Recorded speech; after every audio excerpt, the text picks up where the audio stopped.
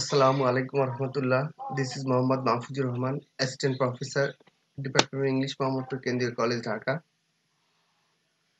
Well, hope that all are well by the grace of Almighty. I'm also fine. Today I'm going to take a class for the students of Master's Final Year, and the name of the course is Modern Novel, and the topic is The Old Man and the Sea, composed by Ernest Hemingway. Before going to the novel The Old Man and the Sea, we have to know the background of the novel and the history of Ernest Hemingway.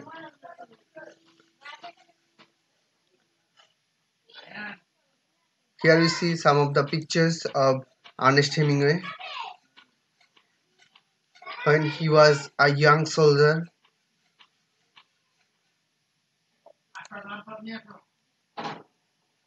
He was injured in the battle and he is with a nurse during the war. His beautiful picture, his hunting, his sailing, hunting of large marlin. The novel Old Man and the Sea is based on hunting a large fish, which is called marlin. In his stage visit sea voyage, in this scene we see that he hunted a large bull. Another scene of hunting of fish, large fish, hunting of deer in Africa. Here we see another picture of hunting of a wild beast lion by Ernest Hemingway. He was interested to hunting different types of animal. Here we see another scene of hunting rhinoceros by Ernest Hemingway. Here we see another hunting scene of Ernest Hemingway, leopard. In his old age, here you see Ernest Hemingway in this picture. Another picture we see that here he is talking with Cuban leader Fidel Castro. In his old age, another picture with an infant, Ernest Hemingway.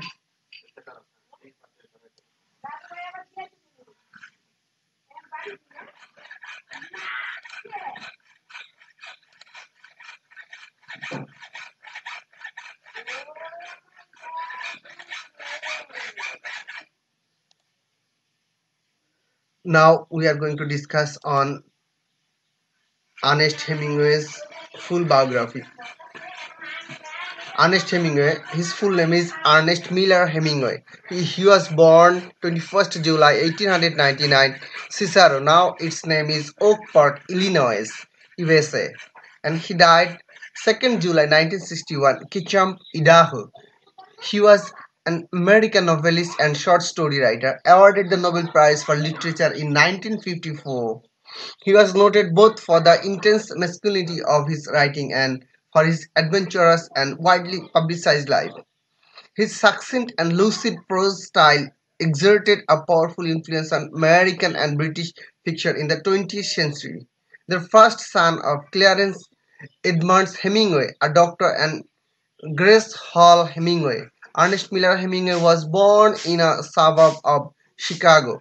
He was educated in the public school and began to write in high school, where he was active and outstanding, but the parts of his boyhood that mattered most were summers spent with his family on Wallon Lake in Upper Michigan. On graduation from high school in 1917, impassioned for a less sheltered environment, he didn't enter college but went to Kansas City, where he was employed as a reporter for the Star.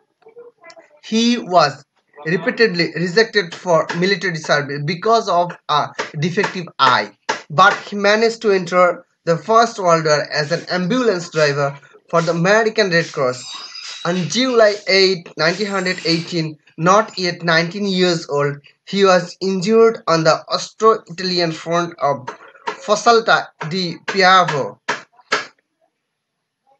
Decorated for heroism and hospitalized in Milan, he fell in love with a Red Cross nurse, Agnes von Kurowski, who declined to marry him. These were experiences he was never to forget. After, after recuperating at home, Hemingway renewed his efforts at writing for a while worked at odd jobs in Chicago and sailed for France as a foreign correspondent for the Toronto Star. Advised and encouraged by other American writers in Paris, F. Scott Fitzgerald, Gertrude Stein, Ezra Pound, he began to see his national non-journalistic work appear in print there. And in 1925, his first important book, a collection of stories called In Our Time, was published in New York City. It was originally released in Paris in 1924. In 1926, he published The Sun Also Rises, a novel with which he scored his first solid success. A pessimistic but sparkling book, it deals with a group of aimless expatriates in France and Spain, members of the post-war lost generation, a phrase that Hemingway scorned while making it famous. This work also introduced him to the limelight, which he both craved and resented for the rest of his life. Hemingway's The Torrents of Spring, a parody of the American writer Shrewd Anderson's book Dark Laughter, also appeared in 1926. The writing of books occupied Hemingway for most of the post-war years. He remained based in Paris, but he traveled widely for the skiing, bullfighting, fishing, and hunting that by then he had become part of his life and formed the background for much of his writing.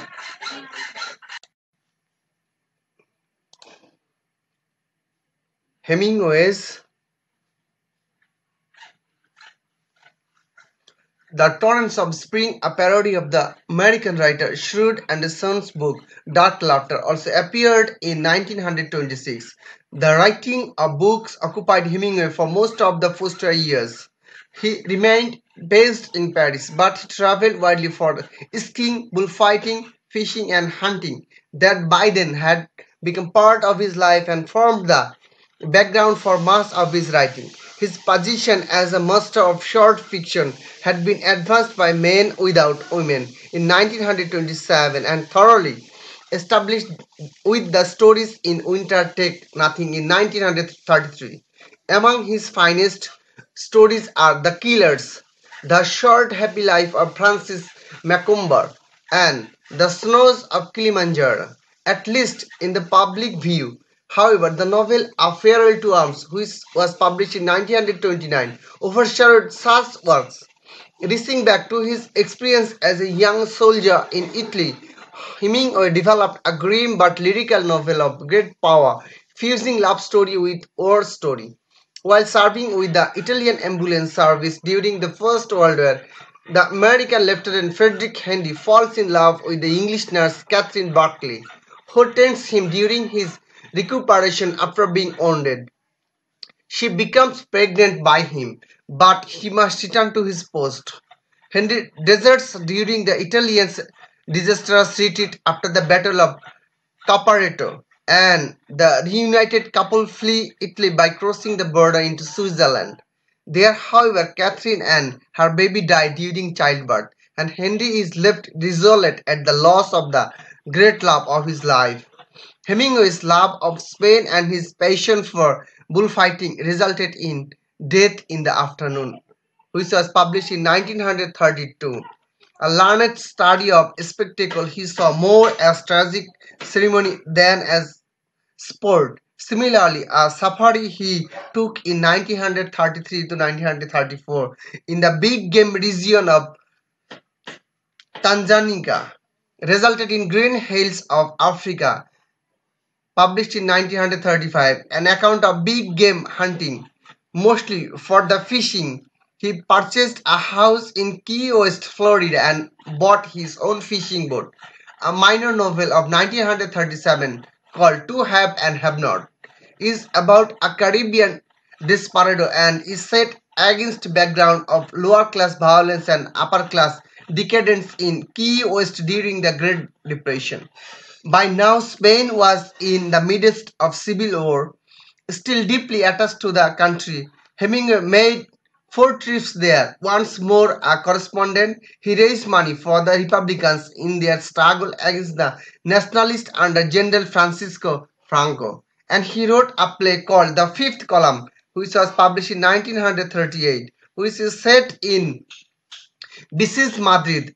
As in many of his books, the protagonist of the play is based on the author. Following his last visit to the Spanish War, he purchased Finca Vigia, that means Lookout Farm, an unpretentious estate outside Havana, Cuba, and went to cover another war, the Japanese invasion of China. The harvest of Hemingway's considerable experience of Spain in war and peace was the novel For Whom the Bell Tolls, which was published in 1940, a substantial and impressive work that some critics consider his finest novel. In preference to A Farewell to Arms, it was also the most successful of all his books and measured in scales.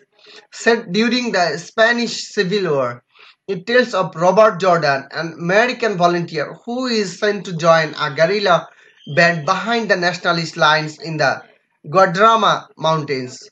Most of the novel concerned Jordan's relations with the varied personalities of the band, including the girl Maria, with whom he falls in love. Thorough dialogue, flashbacks, and stories, Hemingway offers telling and vivid profiles of the Spanish character and unsparingly depicts the cruelty and inhumanity stirred up by the Civil War. Jordan's mission is to blow up a strategic bridge near Segovia in order to aid to a coming Republican attack, which he realizes is doomed to fail.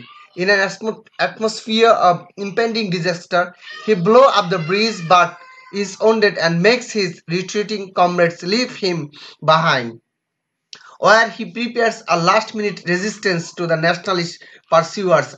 All of his life, Hemingway was fascinated by war. In A Farewell to Arms, he focused on its pointlessness.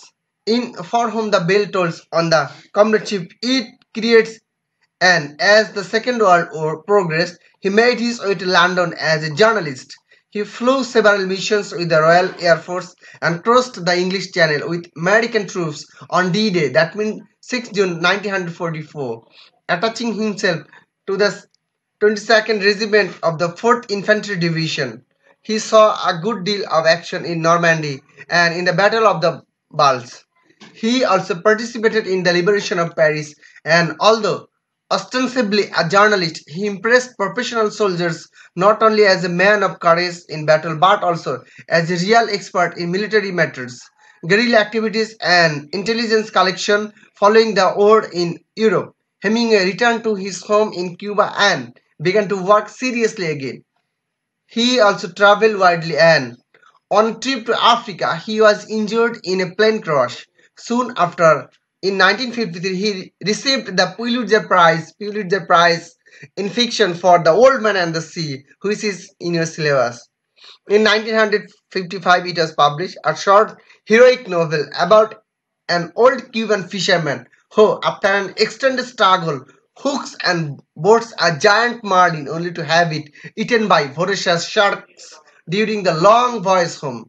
This book, which played a role in gaining for Hemingway the Nobel Prize for Literature in 1954, was as enthusiastically praised as his previous novel, Across the River and Into the Trees, which was published in 1950. The story of a professional army officer who dies while on leave in Venice had been damned. By 1960, Hemingway had left Cuba and settled in Ketchum, Idaho. He expressed his belief in what he called the historical necessity of the Cuban Revolution. His attitude towards its leader, that means Fidel Castro, who had taken power in 1959, varied. He tried to lead his life and do his work as before. For a while he succeeded, but anxiety-ridden and depressed, he was twice hospitalized at the Mayo Clinic in Rochester, Minnesota, where he received electroshock treatments. 2 days after his return to the house in Ketchum, he took his life with a shotgun. Hemingway had been married 4 times to Hadley Richardson in 1921, with whom he divorced in 1927. Next, Pauline Pfeiffer in 1927, with whom he divorced in 1940.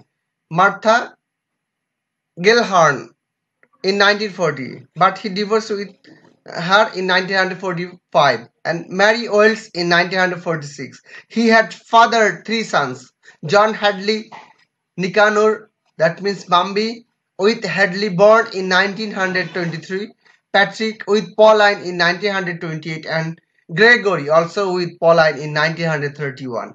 Hemingway left behind substantial amount of manuscripts, some of which has been published, a movable feast, an entertaining memoir of his years in Paris from 1921 to 1926.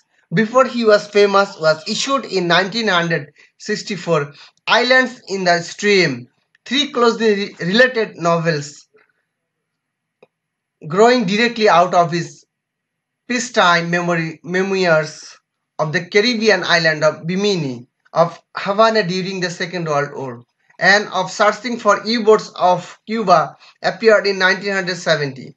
Hemingway's characters plainly embody his own values and view of life. The main characters of The Sun Also Rises, A Farewell to Arms, and For Whom the Bell Tolls are young men whose strength and self-confidence nevertheless coexist with a sensitivity that leads them deeply scarred by the wartime experiences. War was for Hemingway a potent symbol of the world, which he viewed as complex, filled with moral ambiguities, and offering almost unavoidable pain, hurt, and destruction. To survive in such a world and perhaps emerge victorious, one must conduct oneself with honor, courage, endurance, and dignity, a set of principles known as the Hemingway Code. To behave well in the lonely, losing battle with life is to show grace under pressure, and constitutes in itself a kind of victory, a theme clearly established in The Old Man and the Sea. Hemingway's prose style was probably the most widely imitated of any in the 20th century. He wished to strip his own use of language of inessential, riding it of all traces of verbosity, embellishment, and sentimentality. In striving to be as objective and honest as possible, Hemingway hit upon the device of describing a series of actions by using short, simple sentences from which all comment or emotional rhetoric has been eliminated. These sentences are composed largely of nouns and verbs, have few adjectives and adverbs, and rely on repetition and rhythm for mass of their effect. The resulting terse, concentrated prose is concrete and unemotional, yet is often resonant and capable of conveying great irony, thorough understatement. Hemingway's use of dialogue was similarly fresh, simple, and natural sounding. The influence of this style was felt worldwide. Whatever novels were written, particularly from the 1930s through the 50s, a consummately contradictory man, Hemingway achieved a fame surpassed by few, if any, American authors of the 20th century. The viral nature of his writing, which attempt to recreate the exact physical sensations he experienced in wartime, big game hunting and bullfighting, in fact, masked an aesthetic sensibility of great delicacy. He was a celebrity long before he reached middle age, but his popularity continues to be valued by series of critical opinion. So, therefore, my dear students, hope that you all have enjoyed the lecture and about the background of life history of Ernest Hemingway, and in my next class I will discuss about the novel The Old Man and the Sea. Until then, stay home, stay safe, and goodbye.